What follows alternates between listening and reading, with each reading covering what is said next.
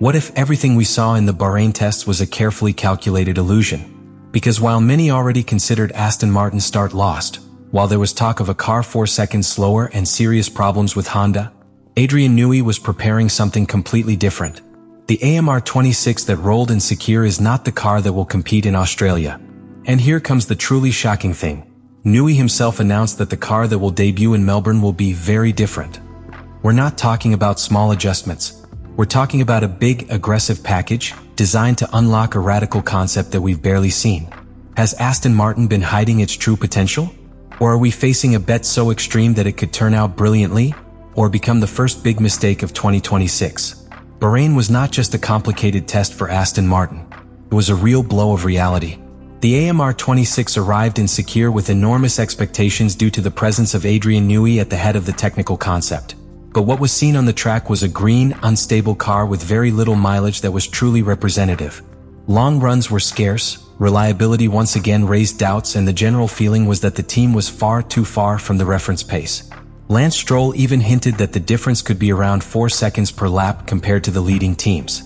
4 seconds. A figure that, if real, places any team at the bottom of the grid. And although in pre-season there are always unknown fuel loads and hidden programs, the atmosphere in the paddock was not exactly optimistic. The team itself recognized significant reliability problems, with interrupted sessions and filming limitations that prevented understanding the true potential of the car. In addition, it was admitted that there were delays in validating the concept, including the intensive use of the wind tunnel and the power bank, something unusual in structures looking to start the year strong. But this is where the real doubt begins. Was it simply a lack of preparation? Or was it a direct consequence of an extremely aggressive technical bet? Because the AMR26 is not a conventional car. Newey did not come to Aston Martin to make a conservative evolution. The basic concept of the car is radical in key areas such as the rear packaging and certain unusual aerodynamic solutions. That involves risks. It implies that the first few kilometers are not always brilliant. It implies that the car may seem fragile until its limits are understood.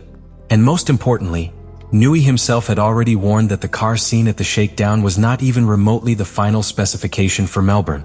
That is to say, Bahrain might not have been a true snapshot of Aston Martin's potential.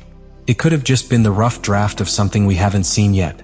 While the rest of the field was fine-tuning their initial packages, Aston Martin seemed to still be building the foundations, paying the price of a concept designed with room for long-term development, even if that means a toll in the first Grand Prix. The problem is that in Formula One time does not wait. And when the season starts in Australia, there is no room for excuses. The big question after Bahrain is not whether Aston Martin is far away.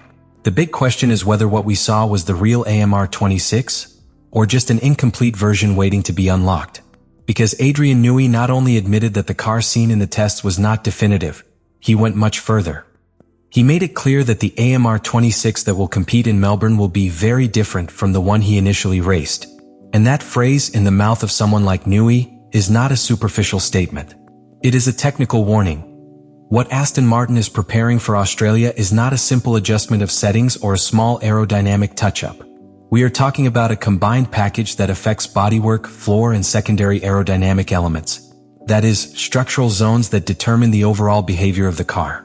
The floor is the heart of performance in the current generation of Formula One. If the flow is not properly sealed, if the air management under the car is not stable, the car becomes unpredictable. And that was precisely one of the sensations that the AMR26 left in Bahrain. A car that is difficult to read, sensitive, yet without exploiting its optimal window. Newey designed this car as a radical concept from the ground up. Extreme rear packaging, rarely seen solutions, clear intention to create surfaces that are difficult for rivals to copy. But when you bet on something like that, you need time to unlock it. And the unlocking begins in Australia. The new package could have 3 fundamental objectives. Stabilize the flow towards the diffuser, optimize the thermal efficiency of the rear assembly to allow more aggressive configurations, and expand the operating window of the car so that Alonso can attack without having to constantly drive at the limit of instability. Because in Bahrain we didn't just see a slow car. We saw an immature car. And that completely changes the narrative. If the Melbourne package manages to activate the downforce that was reserved, if it really unleashes the hidden potential of the base concept, the leap could be considerable. We are not talking about immediate miracles, but we are talking about a significant reduction in the initial gap. Furthermore, this is a very Newey strategy. Not to show all the cards in pre-season, launch a concept with room for development and arrive at the first Grand Prix with a specification closer to the real race version. The difference is that this time the contrast can be enormous. Because if the car we saw in Sakir was paying the price for late validation and limited use of the wind tunnel, the one in Australia should represent the real activation of the project. And that's where the real evaluation begins. Not in Bahrain, not at shakedown, but when the final AMR 26 sets foot in Albert Park. The big question is no longer whether Aston Martin is far away, because it's one thing to have a radical concept. It's quite another to get it to work under real racing pressure. Adrian Newey has conceived the AMR 26 as a car with enormous scope for development throughout the new regulatory cycle. That means Aston Martin isn't just thinking about Australia, he's thinking about the whole year, even further. But that strategic vision involves accepting an immediate risk, paying a competitive toll on first dates. The Melbourne package may unlock some hidden potential. It can stabilize performance, improve soil efficiency, and extend the performance window. But it does not automatically eliminate the fact that the concept is still maturing. And this is where everything becomes fascinating. If the jump in Australia is visible, if Alonso can consistently fight in the front group, if the car stops looking nervous and starts showing stability in fast corners, then the narrative will change completely. Bahrain will come to be seen as a controlled phase within a larger plan.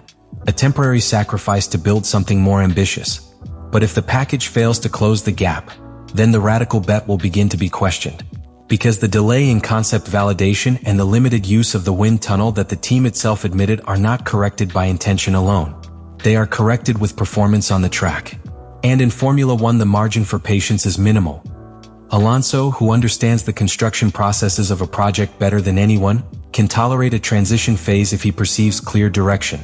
But if the car continues to show instability, if the operating window remains narrow, development could become reactive rather than strategic. The difference between genius and error in this category is usually measured in tenths. And the AMR 26 is walking precisely that line. Australia will not define the entire season, but it will define the initial narrative of the Newey project at Aston Martin. If the car makes an obvious leap, we will be facing the first calculated move of an ambitious reconstruction. If you don't, the discourse will quickly change from long-term project to bad concept. And that's where the real tension lies. Because when an engineer like Adrian Newey bets big, he doesn't do it halfway, or unlock a competitive weapon, or forces the team to rebuild from scratch. And Albert Park will be the first stage where we will begin to discover which of the two stories we are living. Bahrain was not the final judgment of AMR 26. It was just the prologue. What we saw in the tests was an immature car with little running time, reliability problems, and a worrying gap with respect to the leaders. But it was also a single-seater that, according to its own creator, did not represent the real version that will compete in Melbourne. And therein lies the key to everything. Adrian Newey didn't design the AMR 26 to impress in February. He designed it as an aggressive concept, with room for development throughout the regulatory cycle. That implies risk. It involves accepting initial doubts. It involves enduring negative headlines. But it also implies the possibility of greater growth than its rivals. The Australia package is not a patch. It is the first real unlocking of the concept. If it works, it will change the narrative. If it doesn't work, the pressure will increase. Because in Formula One, patience lasts exactly as long as it takes for the first tenths to fall. Alonso and Stroll will not compete with the car we saw in Sakir. They will compete with the first truly competitive version of the Newey project. And Albert Park will be the first stage where not only an aerodynamic package will be put to the test, but an entire design philosophy. Are we facing the silent beginning of a brilliant reconstruction? Or with a bet that is too extreme that requires more time than the championship allows? Australia will not decide the title, but it will decide whether the AMR 26 project begins as a promise or as a problem. Let me know in the comments what you think about all this.